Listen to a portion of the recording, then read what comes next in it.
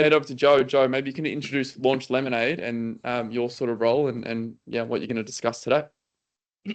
Yeah, thanks, Jed. So yeah, morning everyone. Happy Friday. Hope you have good plans for the bank holiday weekend ahead, assuming you're in London or in the UK. Yeah, I'm definitely planning to eat some either very under or overcooked barbecue food and probably not put sunscreen on because I'm bad at that, but you should. So I will share my screen and then I'll talk through who I am, what we are, and kind of two adjacent points. One is like ROI around AI and how I'm thinking about that at least, and then also the AI safety part. And then there's plenty of time for questions. But also, if you have questions throughout, just feel free to ask. I'm not precious about saving questions to the end. If you'd like to save questions to the end, that's also fine. Cool. So my name's Joe.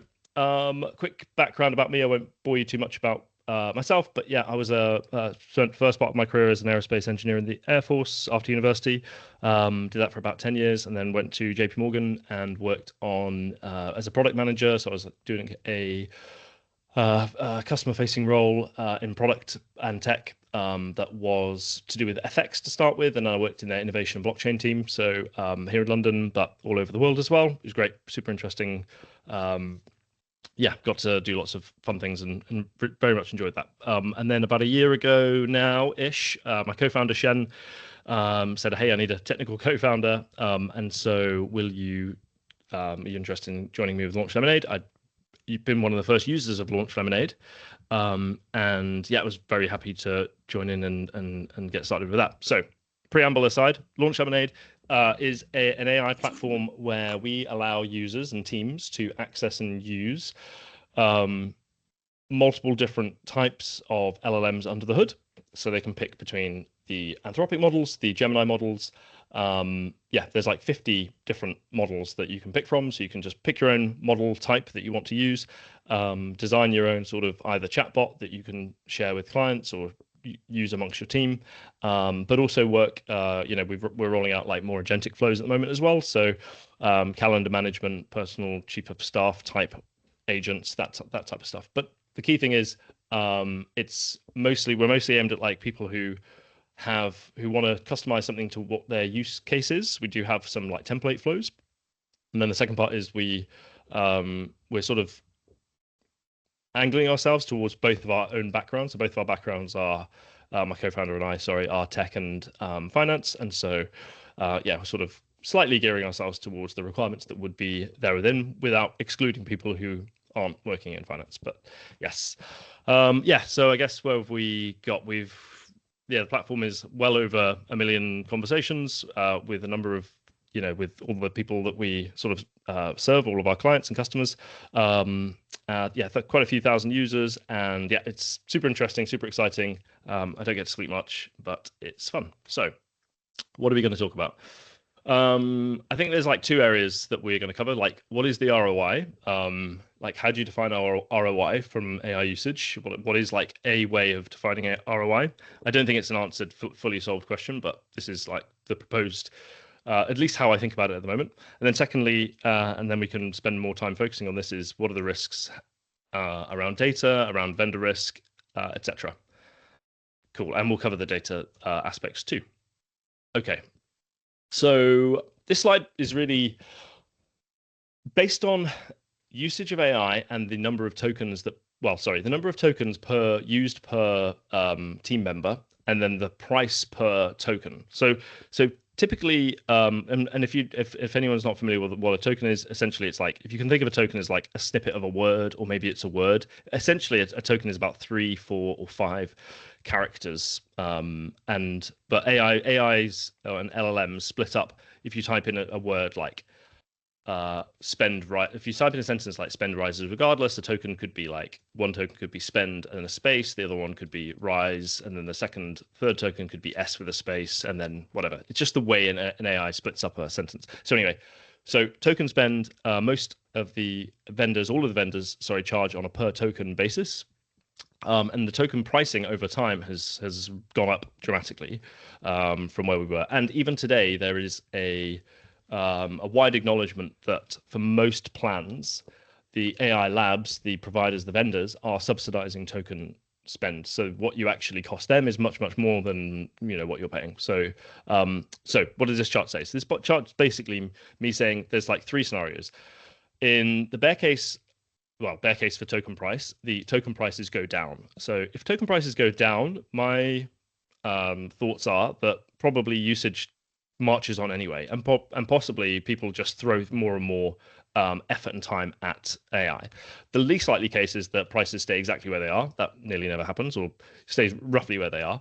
But I think still in that case, as adoption increases, the price and the spend continues to go up. And then in the sort of bull case for the token per token cost, we're in a position where, and that's been the trend so far. Like most new models that come out, there's like two extremes of the spectrum. One is extremely, extremely cheap, and the other is extremely expensive. And I think the big labs like Anthropic and ChatGPT, a lot of those, OpenAI, sorry, a lot of those guys have ever increasing token costs. Whereas places like Google, for their Gemini models, they tend to get more expensive, but they also release models that are much less expensive, like Gemma, and others, like more open weight models that are much, much less expensive. And arguably, when you do a per token cost analysis, not worse on a per token basis. So I guess what part of what we're saying here is like vendor lock-in to a particular vendor can be problematic if prices continue to rise, adoption continues to go. So I guess the idea is to work out how to not spend quite as much. So this is a story from this is a real story from our own usage, 75% reduction. So we basically had, through one of our providers actually, it was Anthropic actually. It was our Anthropic keys were costing us something like, well, a ridiculous number on a monthly basis, and creeping up quite a lot. And it took us about a week or a bit to work out what the cause of the reduction was. But basically, yeah, it was we were using this frontier model for like most of our tasks, including tasks that didn't need it. So when I say a frontier model, I don't just mean using like a vendor like Claude, but it was specifically at the time, it probably wasn't Opus. It was maybe Sonnet something or other, one of the earlier Sonnet models, or maybe it was the first Opus model. But basically, we were throwing every single task at that model. That isn't the right thing to do. Even if you are an Anthropic fanboy, you should.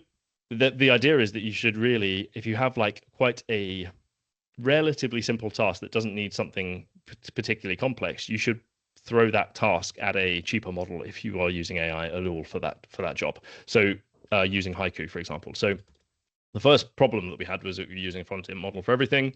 The second, the sort of response to that was like route the task to different models depending on what you're actually doing.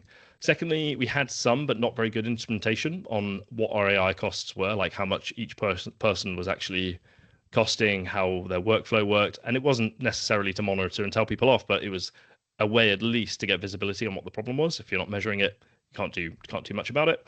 So we added in some token cost tagging to the workflow. We had no visibility into what prompts were burning through the budget. So there's an idea in most of the labs do this now, where they have this thing called prompt caching. So if you send a system prompt, what a lot of in the early days, what a lot of people did was just they send the system prompt, the conversation, and your latest message on every single term. Prompt caching is the working on the assumption that the original system prompt for the thing you're doing doesn't change. Now that assumption is largely true, and so you can save quite a lot of cost by using a cache for that prompt.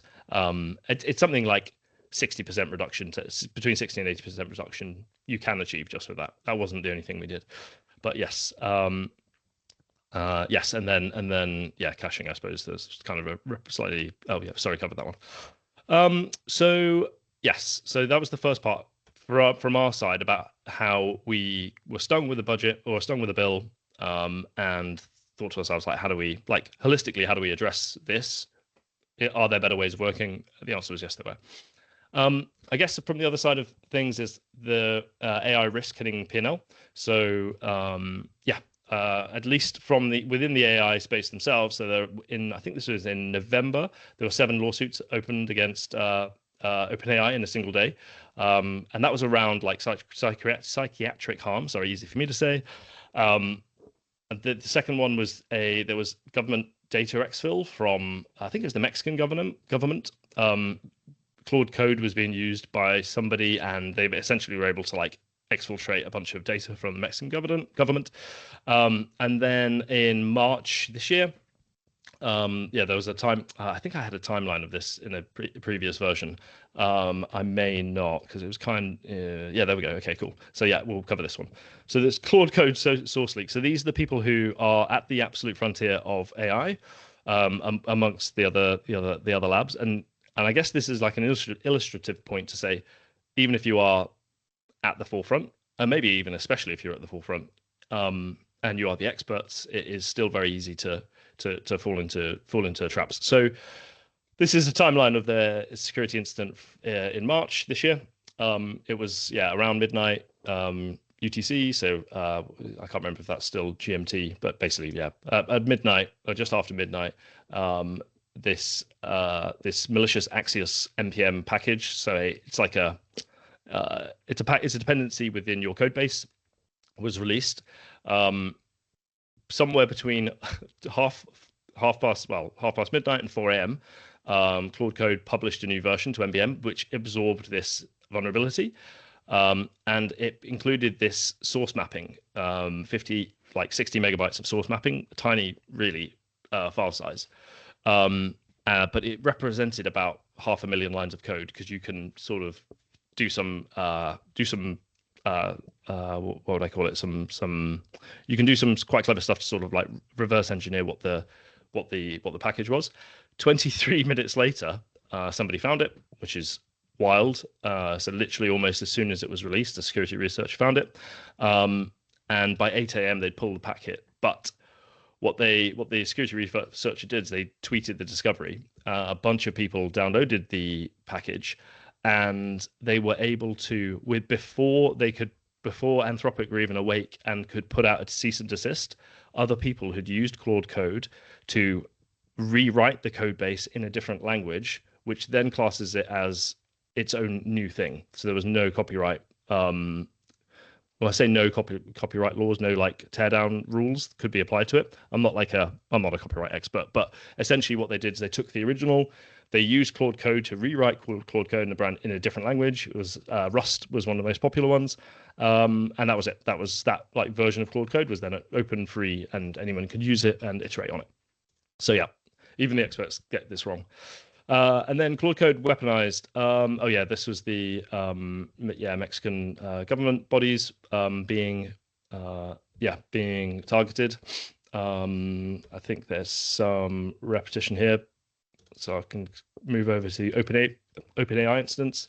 So Mixpanel had a data breach. So attacker fished via SMS and exported the dataset containing names, details, locations, API metadata of OpenAI platform users. So these were the people who were using not necessarily the API users, but it was the people who downloaded the software. There was a ChatGPT DNS exfiltration flaw. So this is I guess it's kind of, without going into too much detail, a DNS data exfil is basically showing that almost all of your data going in and out of that thing is potentially compromised and reachable. And then also the other side is there's a mass casualty weapons flag that was within the OpenAI's system prompt, which was like a guardrail. And someone was able to sort of take down that flag and disable it. Luckily, someone found it the next day, but you can imagine if your AI model is able to sort of like give you things that it shouldn't do, then that is a huge problem. So, okay, so what's the TLDR? The TLDR is, by default, most of these platforms on the free and personal plans do not protect your data. You have to explicitly for ChatGPT, the Claude app. So when I say the Claude app, I mean this icon down here. This, hopefully you can see me pointing to the actual application on itself. For those two, you have to, well, actually for all of these, you have to explicitly opt out of training on your data. If you don't, then you won't. If you are a team, enterprise, or API user, you are typically protected, I would always recommend like checking. Certainly on the API side of things, the API side is relatively good for most usage. The API tier is typically the one that has the least chance of there being a clause in which they can train on your data or use your data for any sense. The caveat for this is that even with API training data, even with APIs, that there is a clause for them for most of these companies that if there's a security concern or a safety concern, then they may be able to go in and check things, but on a needs must basis. It's not like trained by default or trained regularly. So I would say, the first thing to do obviously is to check if you're using the application itself, is to check the setting that you have in the application. Secondly, it's all about the tier and the type of usage. So I say like team and enterprise, you could have a team account within Claude here, and typically that would be then set up by your admin, who would then say, okay, cool, tick a box, no training on our data, done. With the API, there's no setup required. Enterprise, I think they set that up for you. I would say the other thing here is that, let's say for example I'm a ChatGPT user, or I'm a Claude user, and I'm a developer. So I've done like quite a few roles. I've done like product management, I've done development. But let's say I'm a developer and I'm doing I'm in my code base and I'm coding with Claude, etc., etc. Because I'm using the API, that's actually pretty safe. If I then take that same work and flip it over to Google search and stick it in Google search, and for free, the Google search gives me the AI overview. That AI overview that it's giving me, normally without me going in and like, I haven't even found the setting for it yet, but typically that actual like in Google search AI response is usable for their training data. So I think one of the biggest problems with AI is that it is so pervasive and so everywhere that the areas where you sort of think you might be most vulnerable, and I tend to think I'm most vulnerable, when I'm coding using the API, it isn't actually the area where I'm necessarily most vulnerable for a data breach. It's if I'm then using some random tool, and I say random tool, it's Google search is not a random tool, but if I'm using like a Google search tool, that in that instance, that particular usage of AI, because I'm a free user who signed up. That is potentially like where I'm vulnerable to my data going. So I guess it's the old adage of like, if it's free, then you're the product, right? That's probably the thing to remember from a lot of these. Okay, cool. So 5 things that never belong in an AI tool. So I guess it's not just 5; it's quite a few, to be honest. Passwords, API keys, 2FA codes, any technical credentials.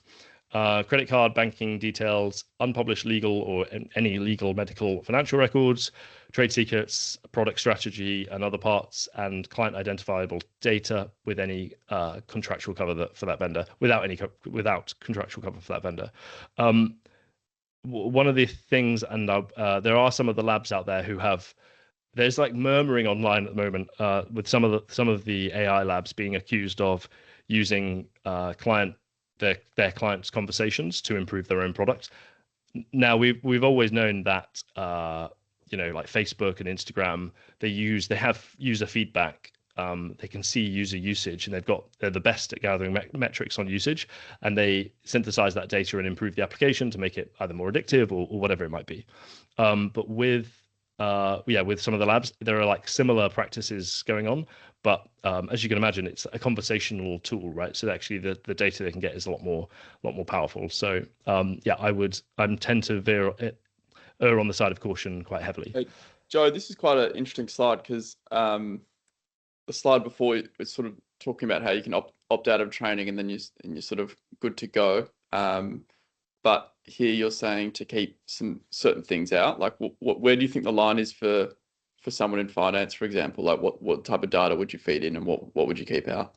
Yeah, so it entirely depends on your method of access. So I would, if I was using the application like the Claude Code app here, unless I had it in bulletproof writing that all of my client data was safe in there, I just wouldn't put any client data in there whatsoever.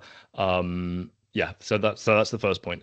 If I'm using the API, then there's actually no reason to put in any half of these things. The main area where people fall down is that they'll give their Claude Code passwords for them so that Claude Code can go and do some things. And that's where you find instances of people accidentally having their databases deleted and that sort of stuff. Yeah, I think one of the more dangerous use cases is probably, well, one of the areas where you're absolutely most vulnerable is sticking it into Google, into a like chatbot or Google search somewhere where you're not a signed up customer and you don't have an agreement with that vendor. That is you're cooked, basically. I think if you go down that route, yes. But if you, I mean, it is more than possible to have an agreement with each and any of these vendors to say, hey, look, like I'm using this for XYZ purposes.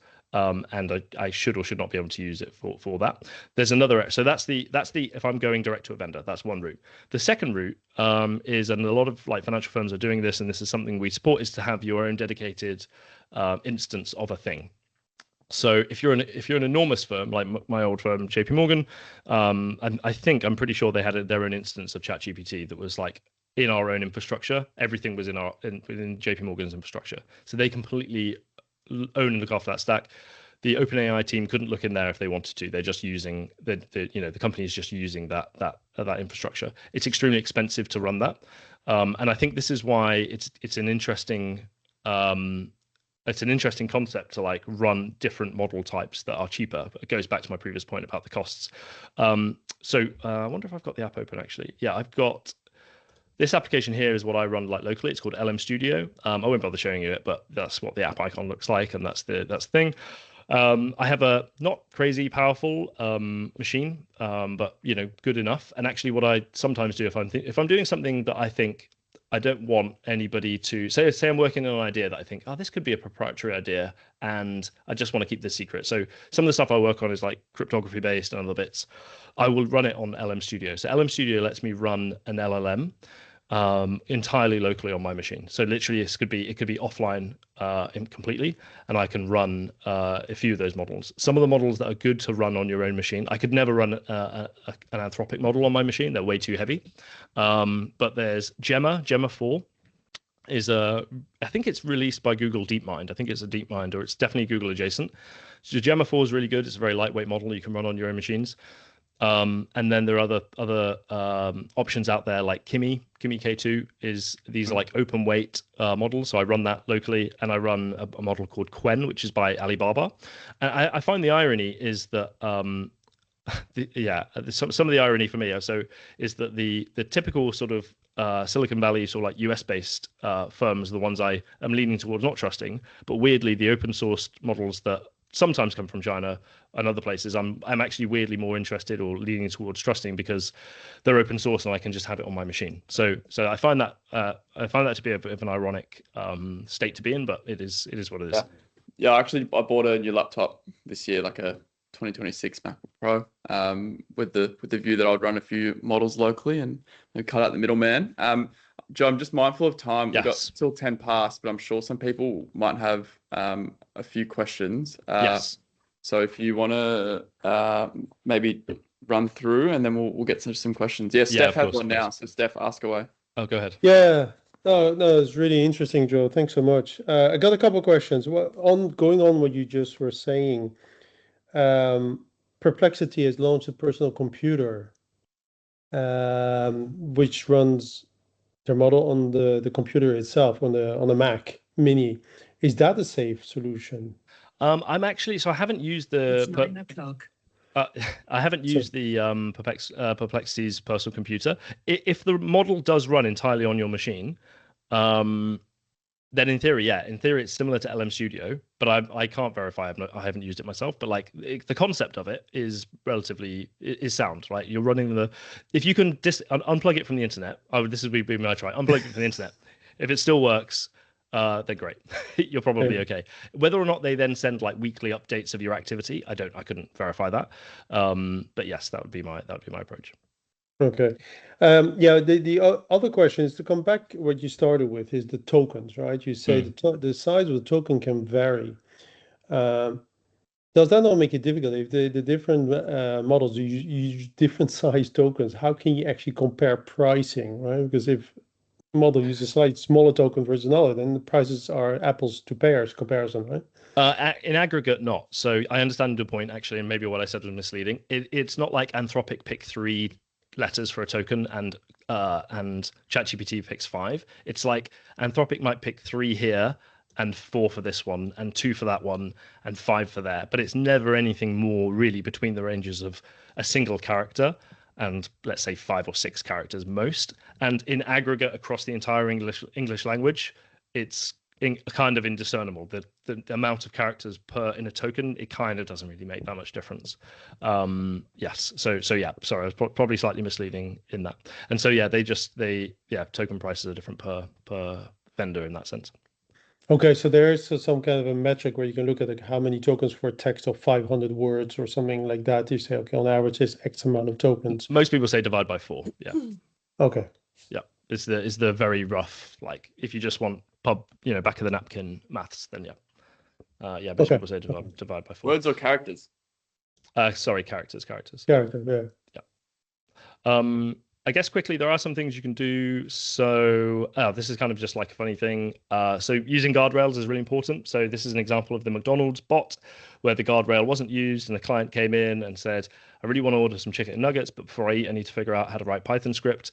Or do a reverse linked list in Python script. And then the McDonald's support bot came back and said, here's how you write this. And so basically the guy was like, no one needs to pay for Claude Code anymore. Just use the McDonald's customer support to write your code for you. So anyway, that's like a small point around guardrails. And yeah, I guess this is the key takeaway slide. And this is, long story short, this is kind of where LaunchLemonade can help. So we do consulting, we do training, and we have the platform itself, though people can come and use the platform. And all of the terms and all of the agreements and underlying training data is like completely transparent for what we do. We resident our data in the UK, and as much as possible, we route everything through the UK ourselves too. So yeah, I'll hover between these two depending on what, but conscious of time and happy to take any questions. I think we got good time left. Cool. Yeah, maybe keen to see the key takeaway slide. I'm sure it might sure prompt a few thoughts and questions. But yeah, if anyone has any questions, now's a good time to fire away, or comments as well. Feel free. Otherwise, I'll ask. And I can click it off or kick it off. How do you represent AI spend now on the P&L, Joe? Like, and how do you break it down by vendor? And yeah, what's sort of the approach there, given that the spend can be wildly different between Claude or OpenAI or Gemini or... Yeah, so yeah, that's a really good point. So from our side, I do like a monthly. No, I don't do a monthly. I do every other month. I'll do a review of the spending costs for our like coding tools and other sides. So there's two sides: how we use it internally, and then how we use it to clients. So how I use it internally, I'll just do a review every couple of months, and if it's exorbitant, then we'll consider moving to another tool or just using our own tools. But what we do is for ourselves, we have like the pro tier, whatever it is, like $100-200 a month. We haven't found that we're using like hitting our limits on it, so it seems fine, and that's okay. So I can put that to one side. On the client usage, there's a couple of the ways you can go about it. We can do either a flat subscription fee to people, so we don't really care what model they use. They're just relatively low usage enough that the subscription model absolutely works fine for us, and we're happy with that. And then on the other side, one of the things we do is we are able to use like a second model, a classifier model, to make conversations more efficient. So instead of someone having to like do 10 or 15 turns of a conversation to get the answer they wanted to, our ideal outcome is that like 2 or 3 questions in, you're done. And to do that, it's about making the system then smarter. So that's definitely one thing we do. And then the second thing you can do, if the subscription model side of things isn't working for a group, you can just say, hey, look, you can use the platform, but bring your own keys. So you pay for your AI usage. We'll just charge you like a nominal fee for the harness, and then you use any of the models underneath that you want. And then the other approach would be like a token cost. So just charge per token, like a through charge. All three approaches work. Most people opt for the subscription because I think there's just the human element of like, I want to know why I'm paying, and yeah. Got it. We've got a question from Guy. Earlier you talked about how you did a review on your credit usage and you realized you needed to use different models for some of the simpler tasks. Do you have any guidance on how you choose which model to pick for different outcomes or outputs? Yeah. So they almost all advertise them as like thinking mode, reasoning mode, or something like that. That tends to be the most expensive model. And I would do that if the task is like ambiguous and I suppose it's like systems thinking. I don't know if you're familiar with the Daniel Kahneman thinking fast and slow book, but it's like systems thinking. So if it's something I need to think quickly about, I would send it to a fast model like Haiku or Flash. So in the Anthropic world, it's called Haiku. In Google, it's called Flash. I can't remember what the ChatGPT name is, but they almost always like have this brackets fast, good at tool calling type thing. Those tend to be the cheaper models that I would use for example, if I'm doing something quick, like edit the color of this slide to bright green, for example. Like that is not that's not something you need like multiple thoughts and a lot of thinking around. That's quite a mechanical task. Whereas if I was doing some strategy ideation, perhaps, or I was thinking of a marketing plan, anything like that, where there are areas of unknown unknowns, and I'm not an area expert, I'd probably start there. I'd start with one of the reasoning models like an Opus or a Gemini Pro 3.1, one of those. That tends to be how I think about it.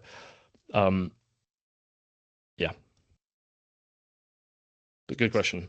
Yeah, I found Gemini is particularly good for like enriching people or companies. Like say if you're looking for information on someone or a company, because it's Google and connected to the internet, seems to do a really good job of pulling from like niche blog posts and so on. Yeah, I think the other thing to say as well on that is that everyone does have a preference. And so what we find with a lot of companies, they have what we call shadow AI use. So shadow AI is like, my company doesn't let me use AI or only lets me use this version of AI, Copilot. But what I'm actually going to do is I'm going to do my work on my side computer here, and I'm going to use my own ChatGPT subscription or Anthropic subscription. So the idea of LaunchLemonade is like, stop the shadow AI usage, consolidate your conscriptions into like one platform, and let people just use whatever models they want to use because they prefer that thing. Like to your point, Jed, you are right. It is good at that particular task. And reduce the amount of shadow AI that's happening and either incurred costs from like multiple subscriptions or just the risk of people doing it on their phones because it's the path of least resistance. Yeah, I agree. If anyone has a question, feel free to ask. Otherwise, Joe, really appreciate your time. We'll send the slides out and the recording out today via Pearl. And I think that might be the conclusion of like a four call stretch on AI. I think our next call is going to be with the founder of TaxNova, who I said has just come back from San Francisco, and he's going to talk about, he spoke to a lot of CFOs there, and maybe they're sort of 3 or 4 months ahead in terms of trends, and he's going to come on in a couple of weeks and talk about what the difference is in San Fran and London that is noticed, and any insights he can bring back. But Joe, really appreciate it. If anyone wants to get in touch with Joe, we'll put his details in the blog post that Pearl will send out with the recording and the notes from this. So thanks everyone. Have a great Friday. And appreciate your time, Joe. Thanks all. Bye. Thanks very much. Cheers. Thanks so much.